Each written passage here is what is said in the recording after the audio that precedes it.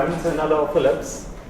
I haven't, unfortunately, had a chance to get to know Louise and ask her very well yet, but the thing that's making me most excited about this talk is that one can come to a small surf town at the bottom of Africa to learn about how Denmark does things. I think that's really cool. So thanks so much for agreeing to talk to us today. Thank you. Louise. Thank you for inviting me.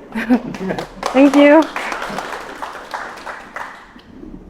Yeah, well, as Mark just said, I'm gonna give you a little talk today about how me and the company that I work for branded Denmark as a career destination for tech talent. So a very niche audience. But firstly, a little bit about me. I am a digital nomad from Denmark, and I've been traveling with my laptop and with my boyfriend also, Eske, who's sitting right there, for the last 2 years. I'm also a big foodie, an ocean lover, travel storyteller. I share a lot on Instagram also, and then I'm also forever a beginner surfer, but hopefully J-Bay can help me level up a little bit. And the reason why Steffi asked me to talk today is because of my work as marketing lead at Digital Hub Denmark. So yeah, and just in short, what is Digital Hub Denmark? So Digital Hub Denmark is a public and private partnership. So that means that we're backed by the Danish government. Our goal is to brand Denmark and our digital solutions to the rest of the world in order to attract the best tech talent and GovTech delegations to Denmark. And today I'm going to focus on our talent track because that's what I'm mostly working with. And I'm going to tell you a little bit about how we do campaigns and give you some tips that hopefully you can also apply to your own companies or brands or so on. And the first tip that I want to share is to collect data and to base your marketing efforts on real insights. And what I mean about that is that a lot of the companies where I see them failing in their marketing efforts is basically because they assume that this is a really good idea, but they haven't really understood the problem yet. And a way to understand rather than just assume is to, for instance, talk to your target group, interview them.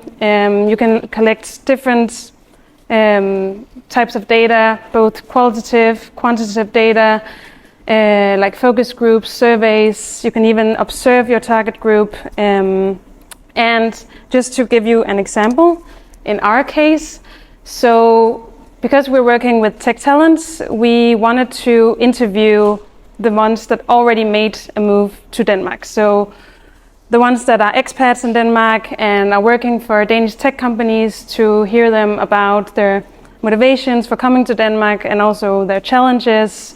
Why do they want to leave? What made them come here? And we interviewed actually almost 100 tech talents. And then we did this method, which is called a pattern recognition. Basically, we read through a lot of the interviews, and then we started noting down the different insights. That could be, okay, well, I came to Denmark because I fell in love with a Dane, because of the great weather, or it can be all types of insights. And the different colors here are different interviews. And the next step that we did was to see if we can look across the interviews and see if we can find patterns, so themes that more talents talked about. And we did that, and then it looked like this. This is just like the small version. We had like a whole room filled with the post-its. And as you can see now, the post-its are like mixed because a lot of the themes were actually recognized across each of the talents.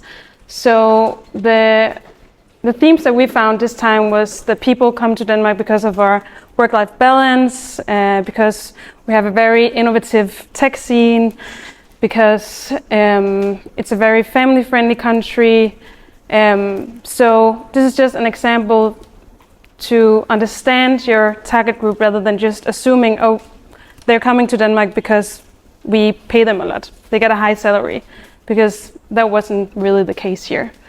And that is a tip that you can use in your own target group analysis. And then my next tip is to identify audience touchpoints. So this is pretty obvious. You have to figure out what are the channels that you have to use in order to reach your target group. Find touch points of traditional but also non-traditional marketing channels, and also remember to mix both digital channels and analog channels whenever you wanna market a product or service and so on. And the way that we did it in our case was that after we interviewed all of these tech talents, we found out that it wasn't necessarily LinkedIn or Facebook that we had to reach them on. So we found out that a lot of them used Reddit, and Reddit is not really like a traditional marketing channel. It's a very niche, it has different niches that you can target there. But a lot of techies are definitely using that channel. And as you can see here, you can get really, really specific also on Reddit. So these are just some of the communities that we targeted, both organic posts, but also paid ads.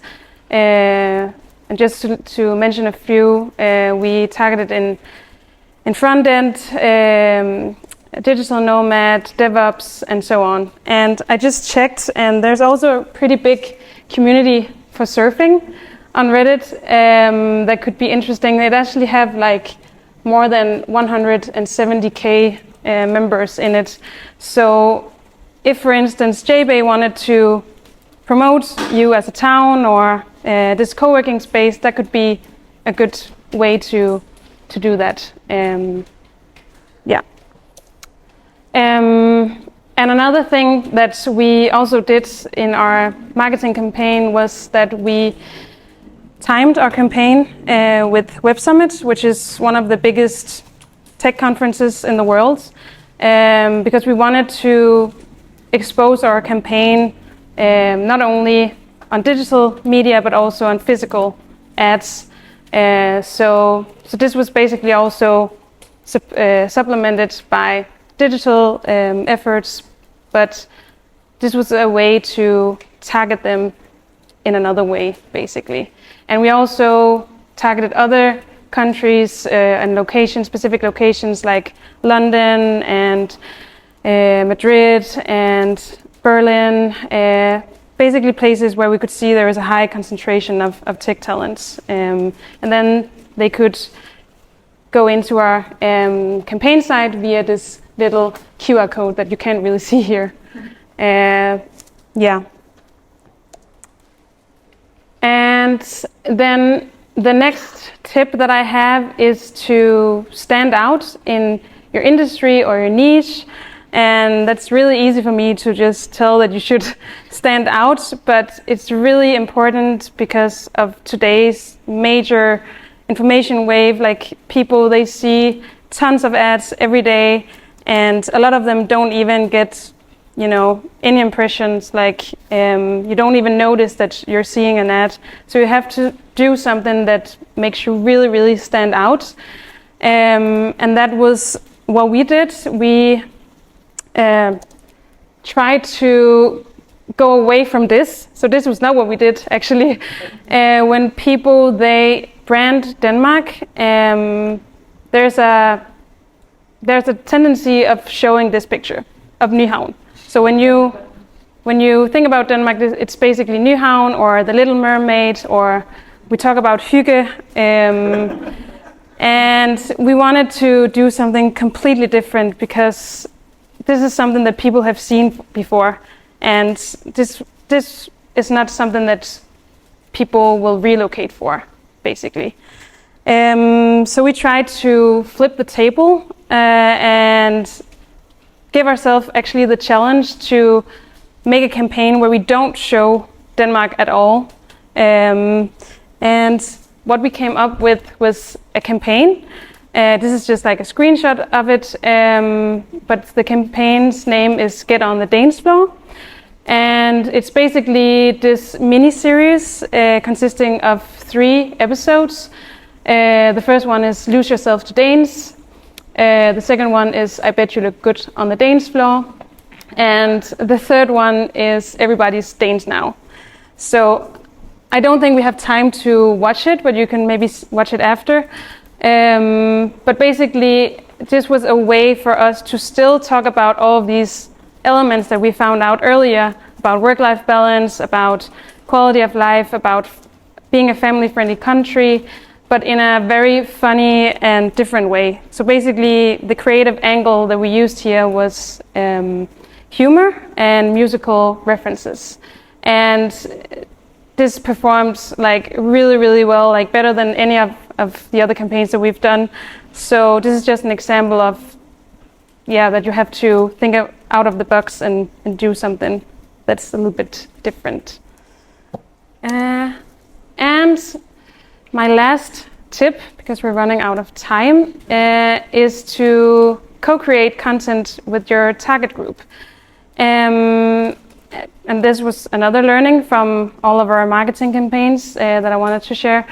And the way that you can do that is you can create case studies, you can do written interviews, so basically just sending out a survey to your target group and let them fill out the interview. This is also something that is very beneficial if you're a little bit time pressured. But it also gives the voice to the target group themselves. And most importantly, it can also help create brand ambassadors and be more authentic in your marketing. And again, to exemplify, what we also did in Get on the Dance Floor campaign was that we interviewed, I think it was 72 talents. And these again are talents that already made it to Denmark and are working in Danish tech companies. And basically what we did was send out the same 10 questions to all of them to give them the opportunity to share both the ups and downs, because it is a big decision to ask people to relocate and just take your whole life and come to a small country that you probably didn't hear about before. So this is a way to be more honest and transparent in there is a lot of gray weather in Denmark, and there are high taxes and everything, but fortunately they also point on a lot of the good stuff, and it's a way to show people that are from all kinds of different countries that they have something that they can mirror themselves in. And as an addition, when you do that, you can also be lucky that they also will share your campaign. We had more than 200 organic shares of our campaign with the talents that shared it in their own network, which is probably also where our target group can be found. And then in addition, we also decided after the campaign to send out a physical present to them. It was not something that we planned in the beginning, but we decided, okay, well, we want to really nurture that ambassador element in the campaign. So we sent out a box with this hoodie. It's where it says, "You look good on the dance floor," and an invitation where all of them could meet. And so this is just again another example of how you can co-create content with your target group. Yeah. And just to sum up, I have a lot of more tips and tricks, but I only got 15 minutes. So these are just the ones that came into my mind. So again, collect data and base your marketing efforts on real insights. Identify your audience touch points. And the third one was stand out. Remember to stand out in your industry. And the last was co-create content with your target group. Yeah, almost on time.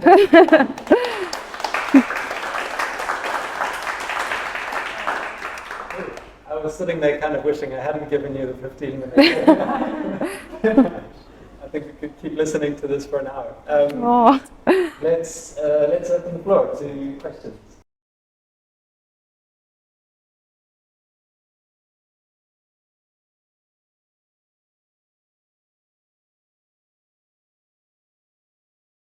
Well, personally, I feel like it would be an easy job because, I mean, it's so great. You have the world's greatest waves. You have this awesome co-working space. I think that is something that you could really use in order to attract tech talents or digital nomads. But again, I would probably tell you to go interview a bunch of people, really get to know your target group and do the pattern recognition and figure out, okay, what is it really that makes people want to stay here? And also, in order to figure out, okay, well, what can we optimize? Then you could also ask them, okay, what would you love to have that you can't find here, basically. So, yeah, I would always start by talking with the target group.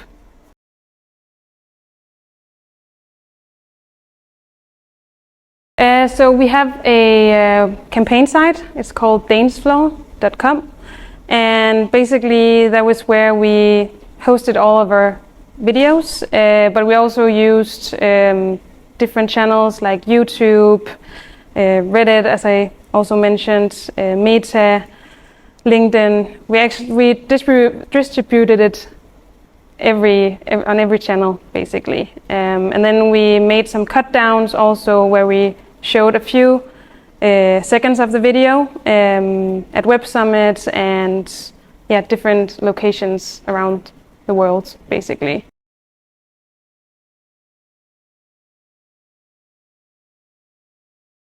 Yeah, so I actually just looked at it today because we're gonna see if we can get an award for the campaign, and the play rate is 91%, so in average.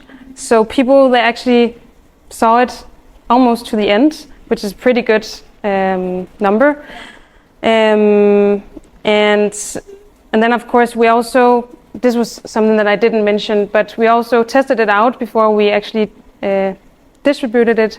We tested it out with some of the talents that we already had in our community, asking them, well, what would you change? Do you have any input? And so on. How would you react getting this? So this is another tip, always test it before you put all your money on it.